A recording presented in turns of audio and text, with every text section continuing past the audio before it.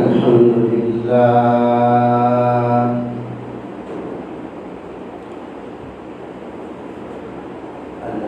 لله نحمده ونستعينه ونستغفره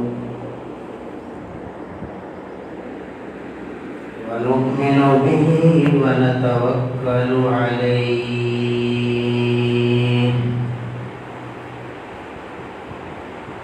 ونعوذ بالله من شرور أنفسنا ومن سيئات أعمالنا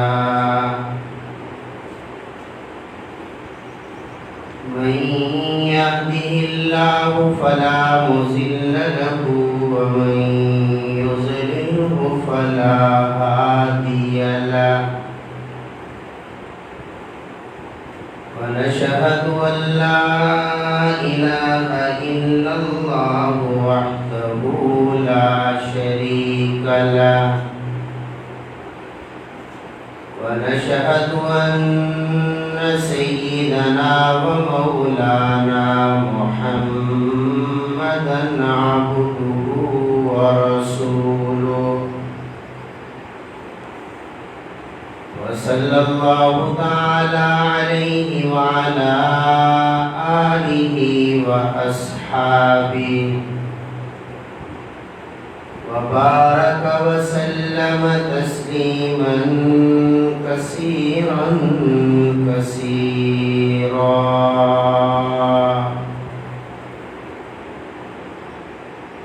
أما بعد فأعوذ بالله من الشيطان الرجيم بسم الله الرحمن الرحيم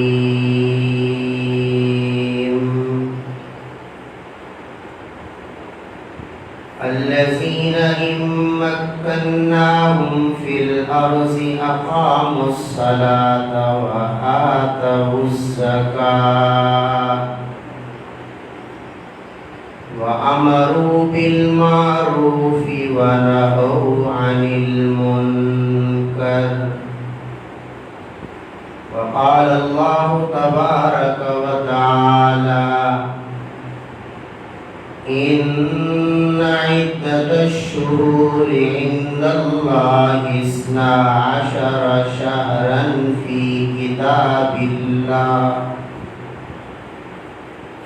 كتاب الله يوم خلق السماوات والأرض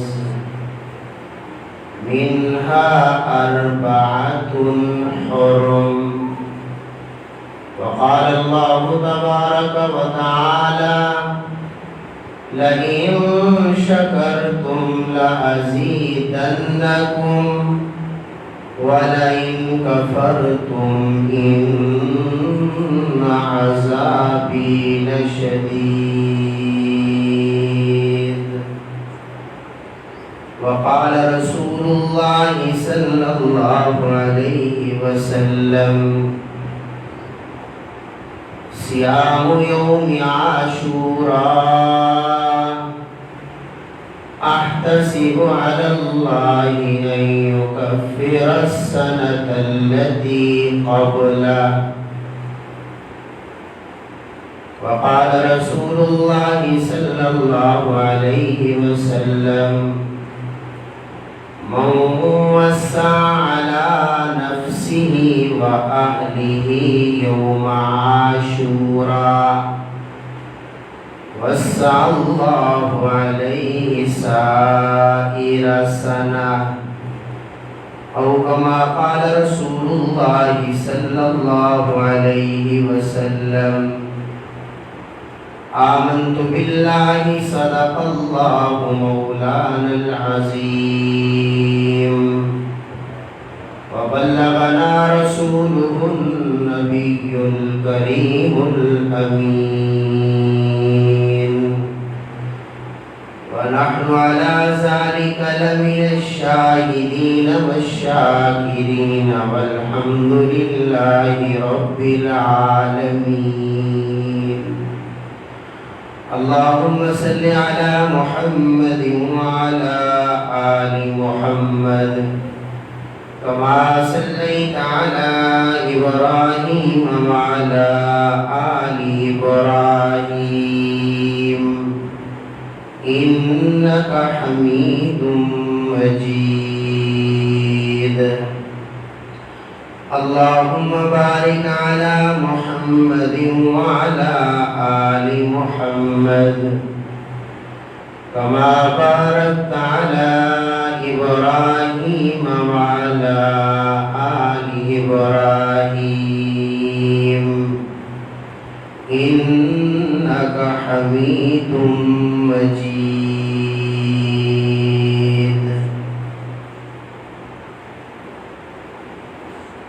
قابل تعظیم و تکریم واجب الاحترام محترم بزرگوں اور بھائیوں،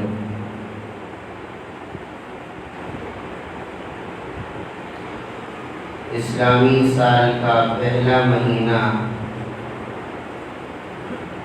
محرم الحرام شروع ہو چکا ہے۔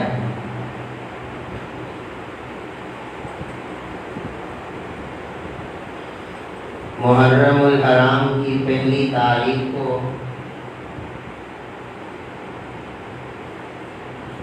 مسلمانوں کے دوسرے خلیفہ سیدنا فاروق اعظم رضی اللہ تعالی عنہ کی شہادت ہے۔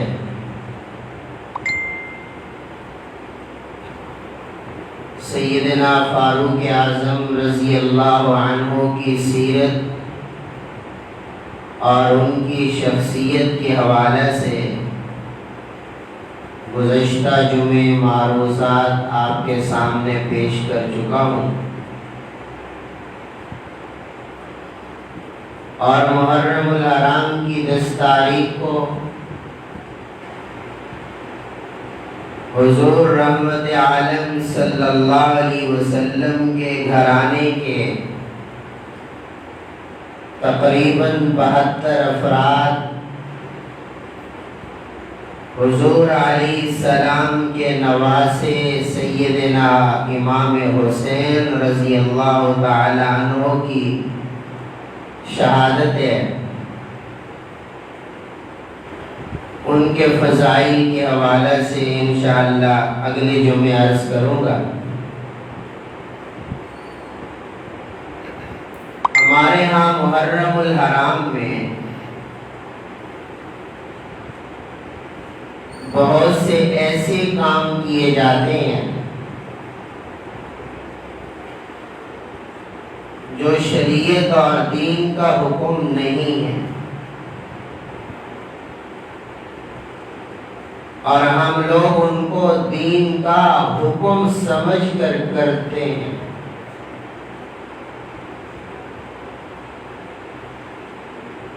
تو آج کی نشست میں ایک تو میں محرم الحرام کی فضائل اور احکام کے حوالے سے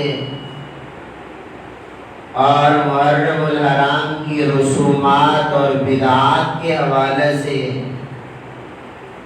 کچھ باتیں آپ کی خدمت میں انشاءاللہ عرض کروں گا۔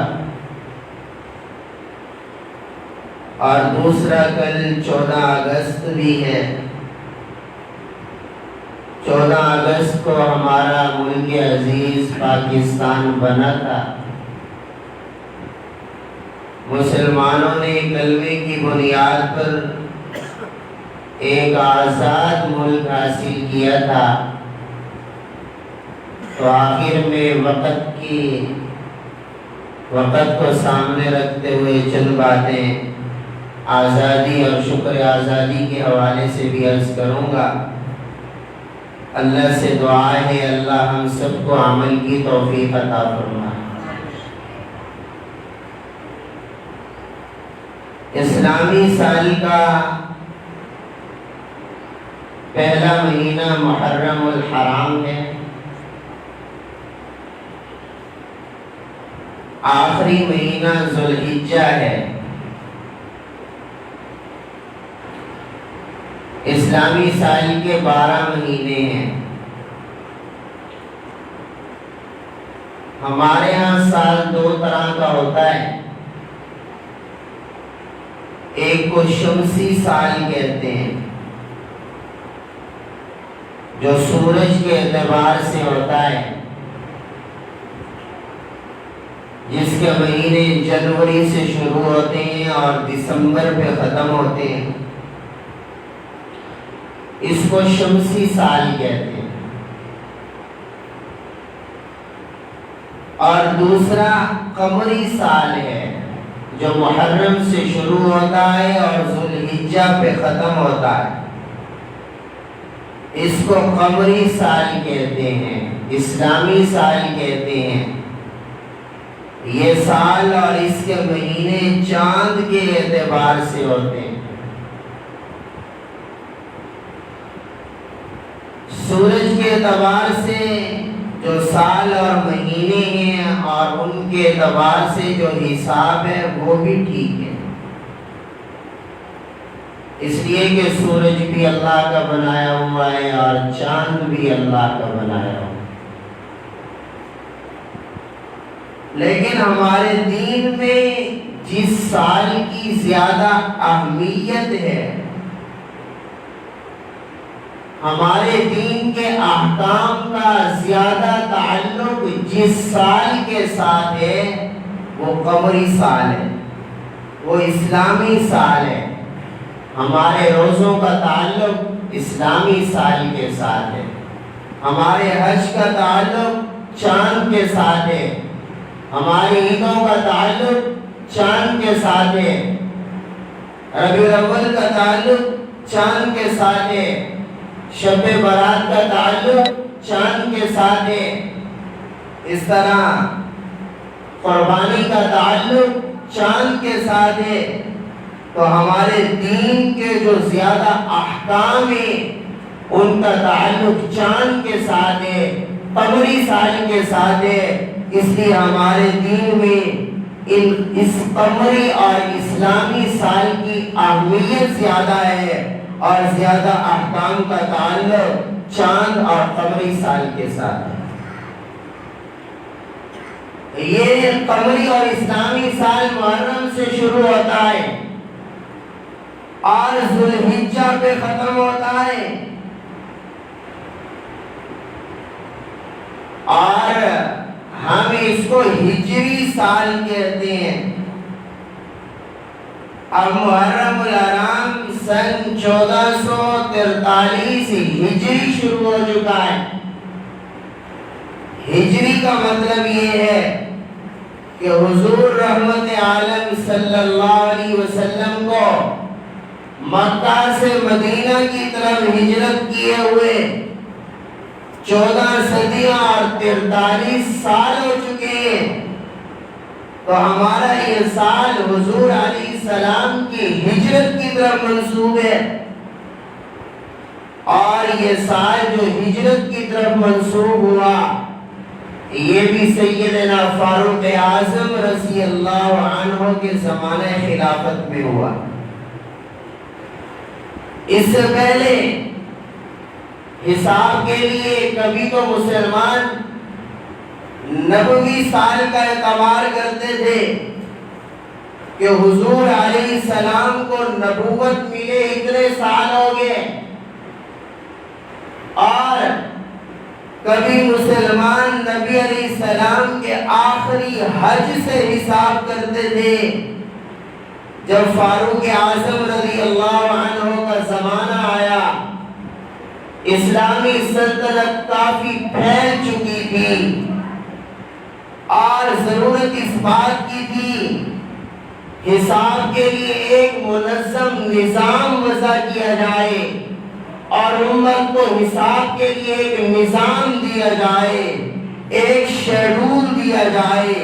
حضرت فاروق اعظم نے صحابہ کو جمع کیا، بڑے بڑے صحابہ جمع ہوئے، صحابہ نے مشورہ کیا اسلامی سال کہاں سے شروع کیا جائے۔ کسی نے کہا اللہ کے نبی کی ولادت سے شروع کیا جائے، کسی نے کہا اللہ کے نبی کی وفات سے شروع کیا جائے، کسی نے کہا اسلامی سال اللہ کے نبی کے حج سے شروع کیا جائے، آرا آتی رہی، ایک رائے یہ آئی اسلامی سال کو حضور علیہ السلام کی ہجرت سے شروع کیا جائے۔ صحابہ کا اتفاق اسی بات پر ہوا، مشورے میں طے ہو گیا اسلامی سال حضور رحمت عالم صلی اللہ علیہ وسلم کی ہجرت سے شروع کیا جائے۔ کیوں؟ اس لیے کہ ہجرت سبب بنی ہے اسلام کے پھیلنے کا، ہجرت سبب بنی ہے دین کے غلبے کا، ہجرت سبب بنی ہے مدینہ کی اسلامی ریاست کے بننے کا، ہجرت سبب بنی ہے بادشاہوں کے اسلام میں داخل ہونے کا، ہجرت سبب بنی ہے پوری دنیا میں اسلام کے پھیلنے اور غلبے کا۔ چونکہ ہجرت کی وجہ سے اللہ کا دین پھیلا بھی ہے، ہجرت کی وجہ سے اللہ کا دین دنیا میں غالب بھی آیا ہے۔ اس لیے صحابہ کا مشورہ ہوا کہ اسلامی سال کو اللہ کے نبی کی ہجرت سے شروع کیا جائے۔ تو حضرت فاروق اعظم رضی اللہ عنہ کے زمانہ میں صحابہ کے مشورہ سے اسلامی سال کو حضور علیہ السلام کی ہجرت سے شروع کیا گیا۔ اس لیے یہ ہجری سال 1442 سال مکمل ہو چکے۔ حضور علیہ السلام کو مدینہ کی طرف ہجرت کیے ہوئے، حضور نے جو مکہ سے مدینہ ہجرت کی تھی وہ 1442 سال پہلے کی تھی۔ تو یہ ہجری سال ہے، اس لیے ہم اس کو ہجری سال کہتے ہیں۔ تو ہمارا یہ اسلامی سال حضور علیہ السلام کی ہجرت سے شروع ہوا، اور پھر حضور علیہ السلام نے ہجرت تو سفر کے مہینہ میں شروع فرمائی، اور جب مدینہ طیبہ میں پہنچے تو ربیع الاول شروع ہو چکا تھا۔ لیکن اسلامی سال کو صحابہ نے محرم الحرام کے مہینے سے شروع کیا۔ اس کی ایک وجہ یہ ہے کہ محرم الحرام کا مہینہ ان 4 مہینوں میں سے ہے جن 4 مہینوں کو اللہ نے محترم فرمایا ہے، عزت والا فرمایا ہے، عظمت والا فرمایا ہے۔ اللہ فرماتے ہیں ان عدت الشہور عند اللہ 12 شہرا فی کتاب اللہ یوم خلق السماوات والارض۔ اللہ فرماتے ہیں جب سے ہم نے آسمانوں کا نظام بنایا ہے، جب سے ہم نے زمینوں کا نظام بنایا ہے، ہم نے اس دن سے 12 مہینے بھی بنائے ہیں۔ منہا اربعۃ حرم، ان 12 مہینوں میں سے ہم نے 4 مہینوں کو محترم بنایا ہے، ہم نے 4 مہینوں کو عزت والا بنایا ہے۔ ان 4 مہینوں میں ایک مہینہ محرم الحرام کا ہے۔ صحابہ نے اسلامی سال کو محرم سے شروع کیا، کیوں؟ اس لیے کہ محرم اللہ کے ہاں محترم مہینہ ہے۔ اور دوسری وجہ یہ ہے حضور علیہ السلام نے سفر ہجرت شروع تو سفر کے مہینہ میں فرمایا، لیکن نبی علیہ السلام ہجرت کا پکا ارادہ محرم کے مہینے میں فرما چکے تھے۔ اس لیے صحابہ نے اسلامی سال کو محرم الحرام سے شروع فرمایا۔ تو یہ ہمارے اسلامی سال کا پس منظر ہے، یہ ہمارا اسلامی سال ہے، اور اس اسلامی سال کا پہلا مہینہ محرم الحرام شروع ہو چکا ہے۔ محرم الحرام میں کون سے کام ثابت ہیں اور کون سے کام ثابت نہیں ہیں؟ جو کام ثابت ہیں وہ صرف 2 ہیں۔ پہلا کام 10 محرم کو روزہ رکھنا ہے۔ حضور نبی کریم صلی اللہ علیہ وسلم جب ہجرت فرما کر مکہ سے مدینہ تشریف لائے، آپ نے یہودیوں کو دیکھا کہ یہودی 10 محرم کا روزہ رکھا کرتے تھے۔ اللہ کے نبی نے پوچھا کہ تم 10 محرم کا روزہ کیوں رکھتے ہو؟ انہوں نے کہا چونکہ 10 محرم کے دن اللہ نے ہمارے نبی موسیٰ علیہ السلام اور موسیٰ علیہ السلام کی قوم کو فرعون سے نجات عطا فرمائی تھی، تو موسیٰ علیہ السلام نے شکرانے کے طور پر 10 محرم کا روزہ رکھا تھا، تو ہم بھی اس لیے 10 محرم کا روزہ رکھتے ہیں۔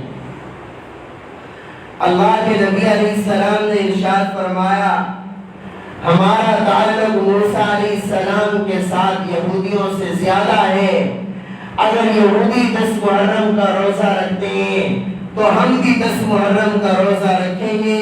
میرے نبی نے مدینہ میں اعلان فرما دیا کہ صحابہ 10 محرم کا روزہ رکھو، چنانچہ سب صحابہ نے 10 محرم کا روزہ رکھا۔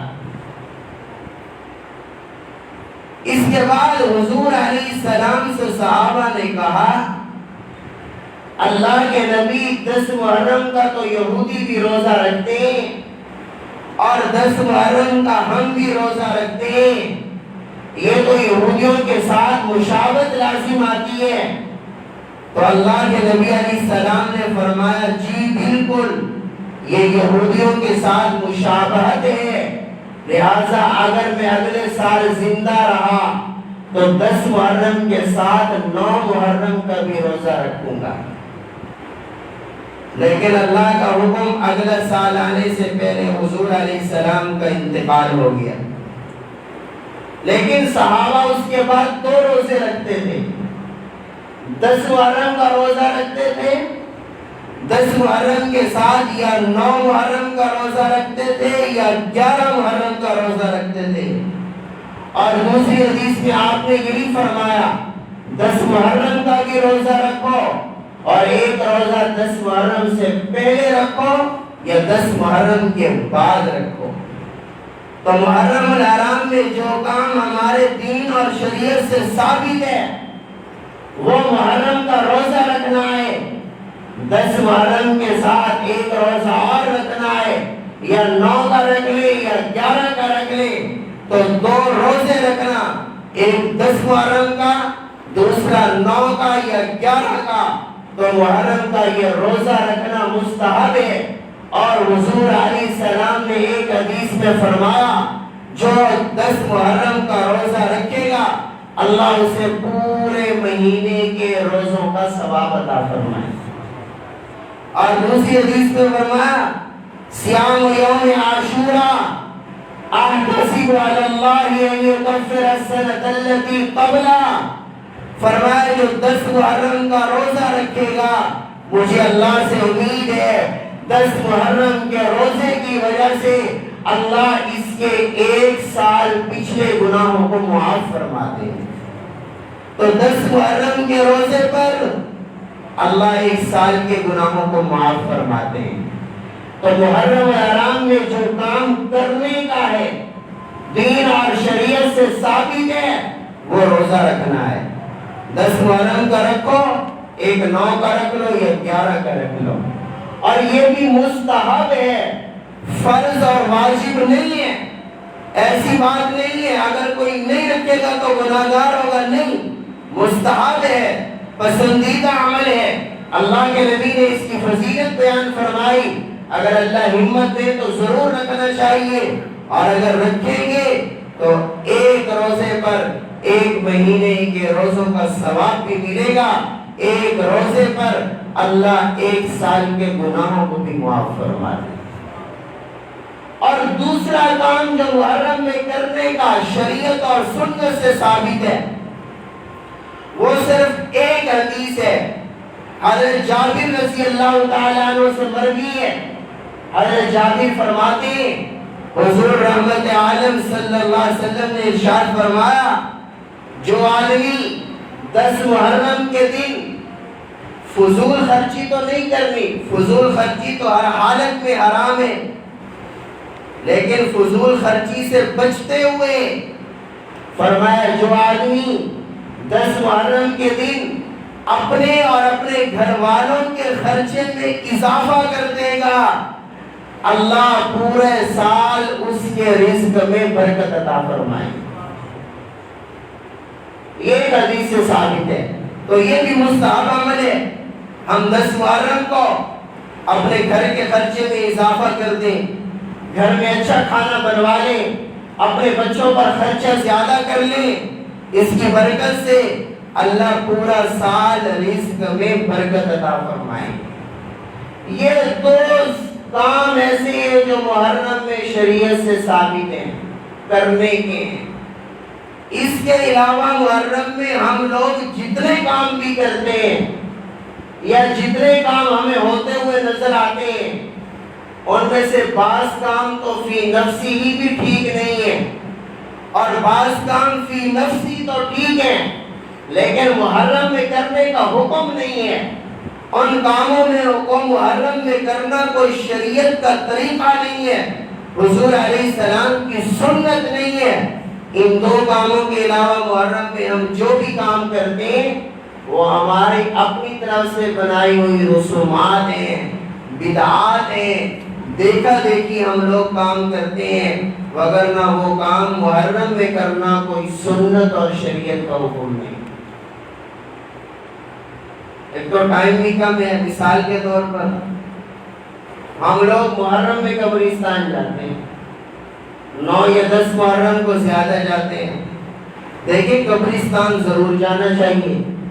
میں نے ایک جگہ بیان کیا تو کسی نے کہا مولانا نے تو قبرستان جانے سے روکا ہے۔ میں قبرستان جانے سے نہیں روک رہا، قبرستان تو جانا چاہیے۔ اللہ کے نبی صلی اللہ علیہ وسلم نے فرمایا روزانہ جاؤ، روزانہ قبرستان نہیں جا سکتے تو ہفتے کے بعد جاؤ، ہفتے کے بعد نہیں جا سکتے تو مہینے کے بعد جاؤ، مہینے کے بعد نہیں جا سکتے تو کم از کم سال میں تو ضرور جاؤ۔ آپ نے فرمایا قبرستان جایا کرو، قبرستان جب جاؤ گے قبروں کو دیکھو گے تو تمہیں اپنی موت یاد آئے گی اور تمہیں قبرستان جانے سے عبرت حاصل ہوگی۔ تو فرمایا قبرستان جایا کرو، جو تمہیں زبانی آئے پڑھ کے مردوں کے لیے اثارے ثواب کر دیا کرو، اللہ سے دعا کر دیا کرو، اللہ ثواب پہنچا دیں گے۔ اور قبرستان جاؤ گے تمہیں عبرت حاصل ہوگی، تمہیں اپنی موت یاد آئے گی، تمہارے دلوں میں اللہ کا ڈر اور اللہ کا خوف پیدا ہوگا۔ تو قبرستان جانا چاہیے، لیکن پورا سال نہ جانا، صرف محرم میں جانا، پورا سال نہ جانا، صرف 9-10 محرم کو جانا، یہ کسی حدیث میں نہیں ہے، یہ کوئی سنت نہیں ہے، حضور صلی اللہ علیہ وسلم کے کسی صحابی کا عمل نہیں ہے۔ یہ ہم لوگوں نے اپنی طرف سے بنایا ہوا ہے کہ محرم میں قبرستان جانا ہے، 9-10 محرم کو قبرستان جانا ہے۔ صرف محرم میں جانا، صرف 9-10 محرم کو جانا کوئی شریعت کا حکم نہیں ہے۔ ویسے آپ جب مرضی آئے قبرستان جا سکتے ہیں۔ اگر کوئی ہر مہینے کی 10 کو جاتا ہے تو وہ محرم کی 10 کو بھی چلا جائے، لیکن کوئی پورا سال تو جاتا نہیں ہے، صرف محرم میں جاتا ہے، تو یہ ہماری رسم ہے، شریعت کا حکم نہیں۔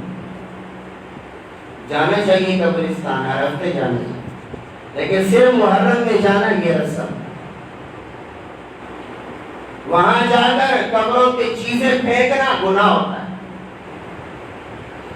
پہلی بات تو یہ کہ قبرستان کھانے کی جگہ نہیں ہے، قبرستان عبرت کی جگہ ہے۔ اللہ کے نبی نے فرمایا قبرستان جاؤ، عبرت حاصل کرنے کے لیے جاؤ۔ قبرستان جانا، وہاں جا کر چیزیں بانٹنا مکروہ ہے، غلط ہے، اس لیے کہ قبرستان کھانے کی جگہ نہیں ہے، قبرستان عبرت کی جگہ۔ پھر قبروں پہ چیزیں ڈالنا، قبروں پہ دالیں ڈالنا، پاؤں کے نیچے چیزیں آتی ہیں، یہ رزق کی ناقدری ہے، یہ اللہ کے رزق کی ناشکری ہے، اس سے گناہ ہوتا ہے۔ بعض لوگ کہتے ہیں پرندوں کو ڈالتے ہیں، تو پرندوں کو ایک طرف ڈالو جہاں پاؤں کے نیچے نہ آئے۔ پرندوں کو تو آپ اپنے گھر کی چھت پہ بھی ڈال سکتے ہو، قبرستان ڈالنا تو ضروری نہیں ہے۔ اس لیے قبرستان جا کر قبروں پہ چیزیں ڈالنا یہ بھی غلط ہے، کوئی شریعت کا حکم نہیں ہے، الٹا رزق کی ناقدری ہوتی ہے۔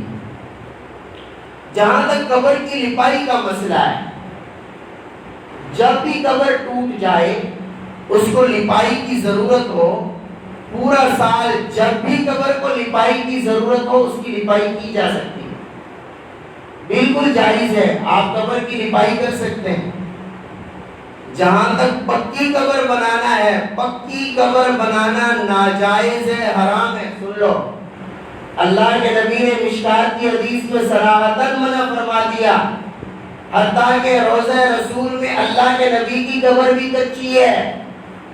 ہم سب کو اللہ بار بار لے جائے، وہاں جا کر آپ دیکھیں صحابہ کی قبریں کچی ہیں، صحابیات کی قبریں کچی ہیں۔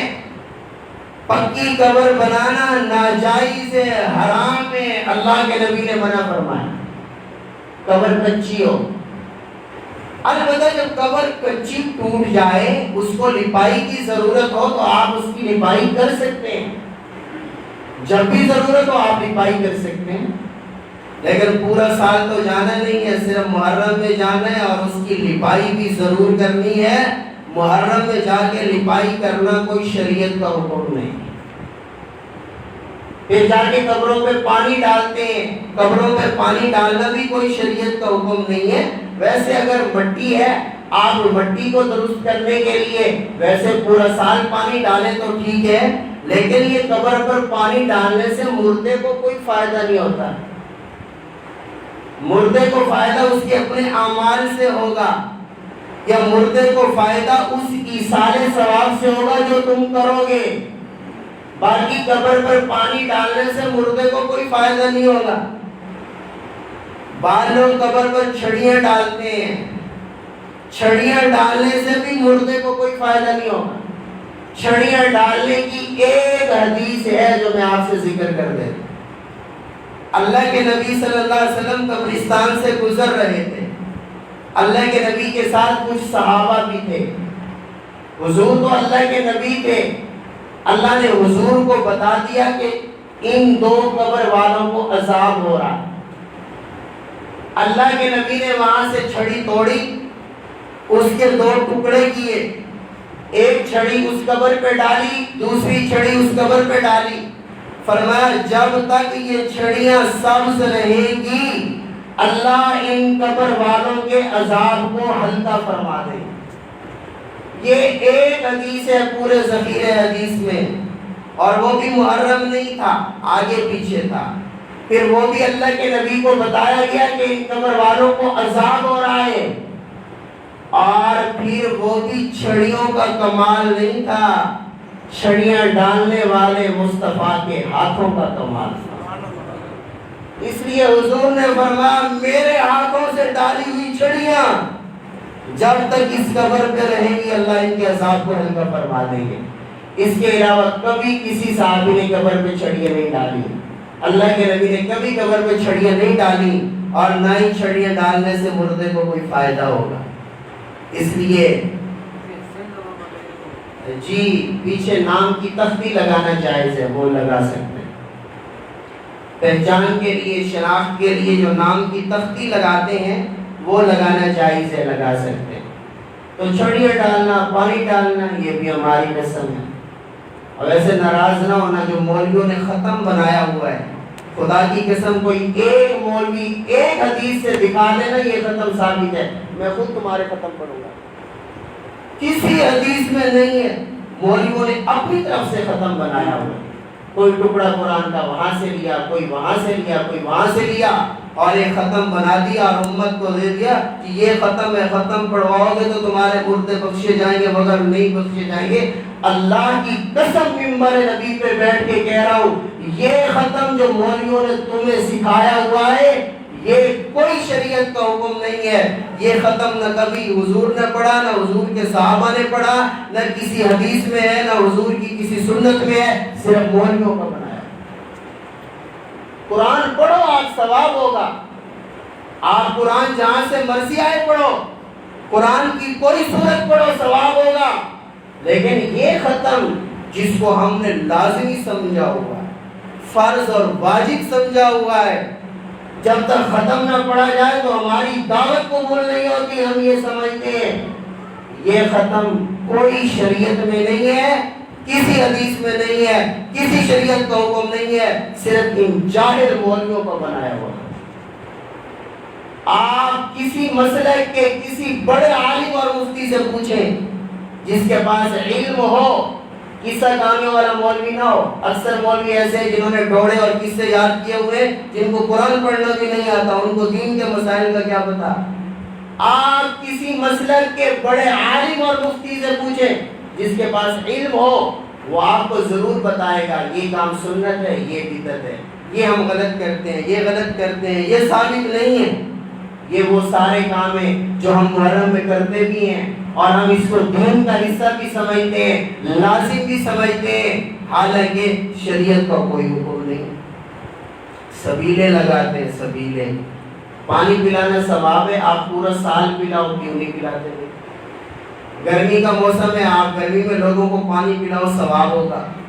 حدیث میں آتا ہے جو اخلاص کے ساتھ ایک گلاس کسی کو پانی پلا دے اللہ کی رضا کے لیے، اللہ اس ایک گلاس پانی پلانے کی وجہ سے اس کی مغفرت فرما دے۔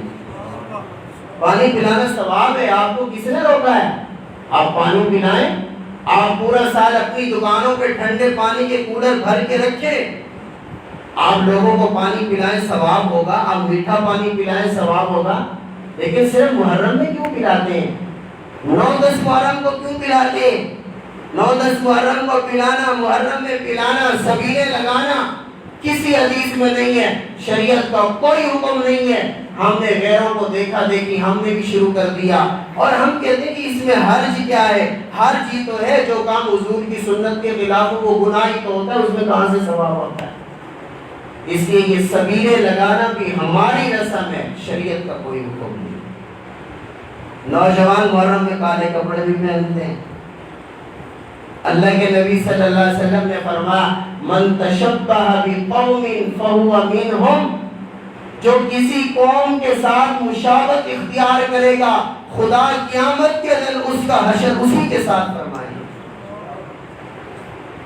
شیعہ کالے کپڑے پہنتے ہیں، ہمارے نوجوان بھی پہنتے ہیں، یاد رکھو قیامت کے دن حشر انہی کے ساتھ ہوگا۔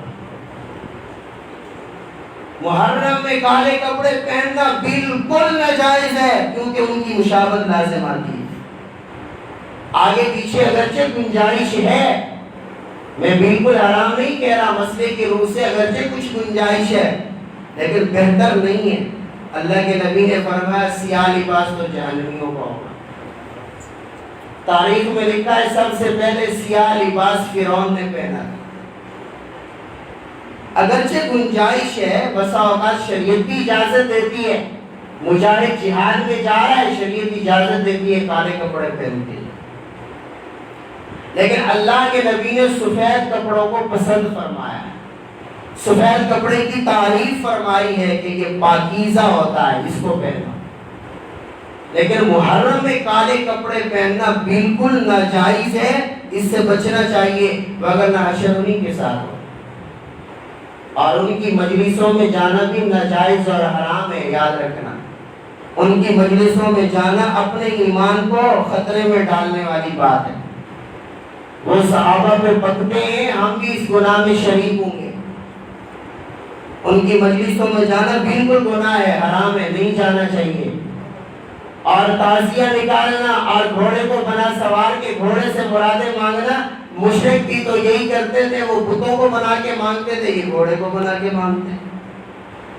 یہ شرک ہے، بالکل حرام ہے۔ اور اسی طرح نوحہ کرنا، پیٹنا، گریبانوں کو پاڑنا، شور مچانا، یہ تو ویسے حرام ہے۔ آپ نے فرمایا لیس منا من ضرب الخدود وشق الجیوب ودعا بدعوى الجاہلیہ، جو گریبانوں کو پھاڑے، رخساروں کو پیٹے، جاہلیت کی باتیں کرے، فلیس منا، حضور نے فرمایا وہ ہم میں سے ہے ہی نہیں۔ یہ سارے گناہ کے کام ہیں جو ہمارے نوجوان لا علمی کی وجہ سے کرتے ہیں، چلے جاتے ہیں۔ اور یہ بہت ساری رسومات اور بدعات ہیں جو ہم لوگ کرتے ہیں اور ہم اس کو دین کا حصہ سمجھتے ہیں۔ ان میں سے کوئی کام بھی شریعت سے ثابت نہیں ہے۔ جہاں تک دعوت کرنے کی بات ہے، آپ پورا سال دعوت کر سکتے ہیں، پورا سال دعوت کریں، لیکن محرم کے دن دعوت کو لازمی نہ سمجھیں۔ 10 یا 9 محرم کو دعوت کرنا کوئی شریعت کا حکم نہیں ہے، کوئی فرض اور واجب نہیں ہے۔ اگر کوئی اس کو شریعت کا حکم، فرض اور واجب سمجھ کے کرے گا، غلط بات۔ آپ دعوت کر سکتے ہیں، محرم میں دعوت کرنا شریعت کا حکم نہیں ہے۔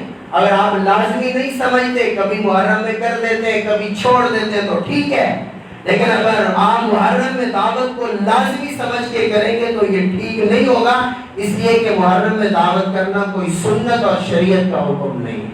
ویسے آپ پورا سال دعوت کر سکتے ہیں، دعوت کیا کریں، ہمیں بھی کھلایا کریں، خود بھی کھایا کریں، ثواب ہوگا۔ لیکن آپ کرتے ہی وہی دعوتیں جن پہ ہم نہیں جاتے، جو بدعت اور رسومات کی ہوتی ہیں۔ تو آپ جو سنت دعوتیں وہ ہم نہیں کرتے۔ بچہ پیدا ہو، عقیقہ کرنا سنت ہے۔ آپ بتائیں کتنے لوگ عقیقہ کرتے ہیں؟ محرم کی دعوت کوئی سنت نہیں ہے، سب کرتے ہیں۔ کل خانی پہ قرضے اٹھا کے دیگے چڑھانا کوئی ضروری اور سنت نہیں ہے، سب کرتے ہیں۔ ناک بچانے کے لیے کرتے ہیں، جب باقی ناک کی آ جاتی ہے تو مردے کو ثواب کھا جائے گا، اس لیے ضرور دعوتیں کریں۔ حضور نے فرمایا اکل طعامکم الابرار، نیک لوگوں کو کھانا کھلایا کریں، نیک لوگوں کی دعوتیں دیا کریں، نیک لوگوں پہ خرچ کیا کریں، لیکن رسمی دعوتوں سے بچیں۔ دعوتیں کریں اللہ کے نام کی، رسمی دعوتوں سے بچیں۔ تو یہ 2 کام محرم میں کرنے کے جو میں نے آپ کے سامنے عرض کر دیے، اور اس کے علاوہ جو باقی کام ہیں وہ ہمارے اپنے بنائے ہوئے ہیں، ان میں سے بعض کام فی نفسی ٹھیک ہے لیکن محرم میں کرنا شریعت کا حکم نہیں ہے، اور بعض کام ایسے ہیں جو فی نفسی ہی بھی ٹھیک نہیں ہیں۔ اللہ سے دعا ہے اللہ ہمیں سنت پر چلنے والا بنائے، اللہ ہمیں دین پر چلنے والا بنائے، بدعتوں سے بچائے۔ آج بدعتیں اور رسومات پھیل گئی۔ اللہ کے نبی کی حدیث سنا کے ختم کرتا ہوں، فرمایا ان کل بدعت ضلالہ، فرمایا ہر بدعت گمراہی ہے، گمراہی۔ جو کام حضور کی سنت سے ہٹ کرو وہ بدعت ہے، جو کام حضور کی شریعت سے ہٹ کرو وہ بدعت ہے۔ اور آپ نے فرمایا ہر بدعت گمراہی ہے، اور آپ نے فرمایا کل ضلالۃ فی النار، ہر گمراہی آدمی کو جہنم میں لے کر جائے۔ اور سنت کے بارے میں آپ نے کیا فرمایا؟ فرمایا جو مجھ محمد کی ایک سنت کو زندہ کرے گا اللہ اسے 100 شہیدوں کا ثواب عطا فرمائے گا۔ اور فرمایا جس نے میری سنت کو زندہ کیا، میری سنت سے پیار کیا، اس نے مجھ محمد سے پیار کیا، اور جس نے مجھ محمد سے پیار کیا وہ جنت میں مجھ محمد کے ساتھ ہوگا۔ اللہ سے دعا ہے اللہ ہمیں بدعات اور رسومات سے بچائے، اللہ ہمیں شریعت اور سنت کے طریقے کے مطابق چلنے کی توفیق عطا فرمائے۔ وآخر دعوانا الحمدللہ۔